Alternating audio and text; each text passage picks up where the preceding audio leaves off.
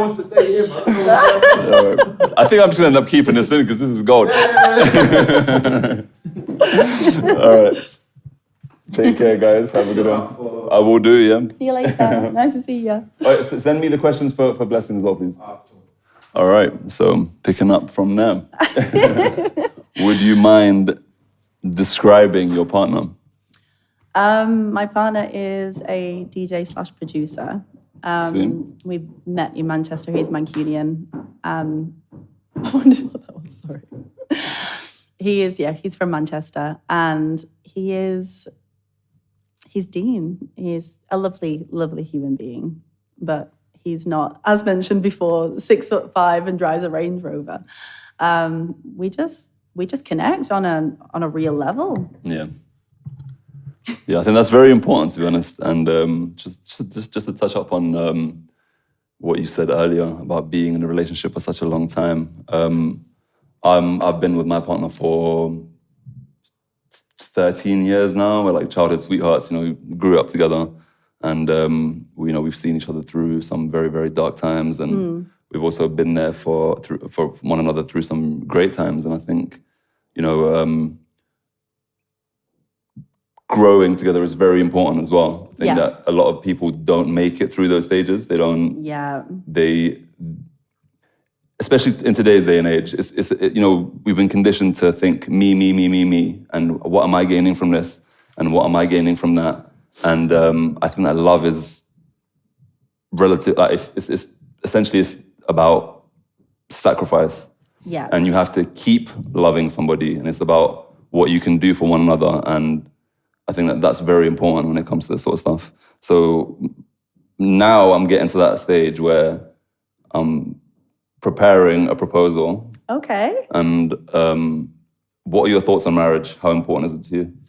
And is it something that you're hoping for, or is it not important to you at all? I'm going to be honest. I've changed my mind a few times about marriage. Yeah. I think the idea of being proposed to is a beautiful thing. Yeah. I do believe that it does create stability, but I do think that people should be together a long time before they consider marriage. Yeah.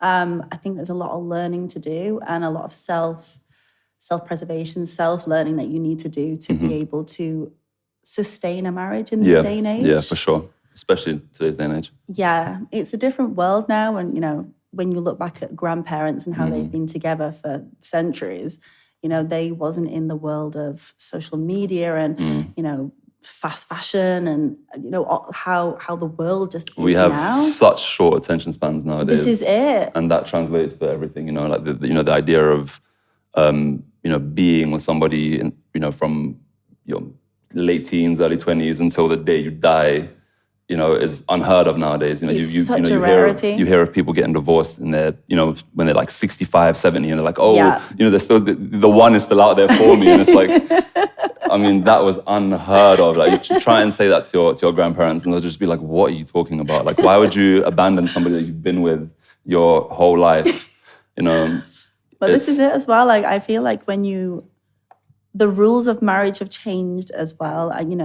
Even just like in, I would say, my mum's generation, there was a framework of, the men's roles, the women's roles, and, you meet, you get married, you have children, the men do the majority of the work. Well, women might have to work a little bit part-time, but they're predominantly around the family and nurturing. And I understand that, but we live now in a day and age where, unless one of the like the father is earning really, really good money, most people can't afford to just,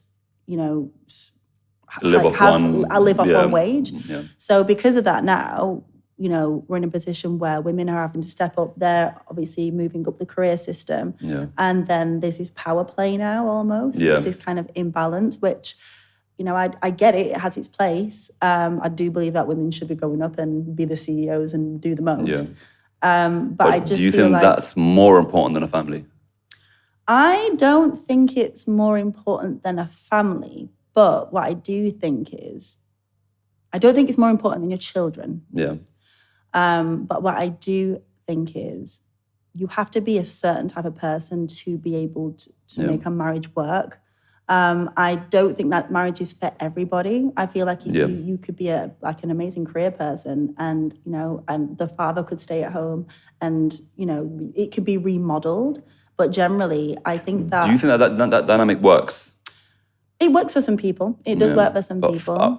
When I say works, I mean in the majority of cases. Like say, let's just say like the majority of women now become the breadwinners, and the men take a step back and they stay at home and they look after their children. Do you think that would work? Or do you think that women are inherently attracted to men who are go-getters and who are leaders and who,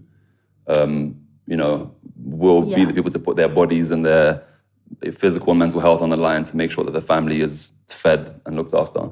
What do you think works better? I do believe that women are inherently attracted to leaders. I do believe that. But what I will say is, if a woman has spent a long time on her career and wants to pursue it, and the man is able to have that conversation and say, I'm willing to take a step back to support you within that, I also feel like that's a leader as well. Yeah. So someone who... I don't disagree.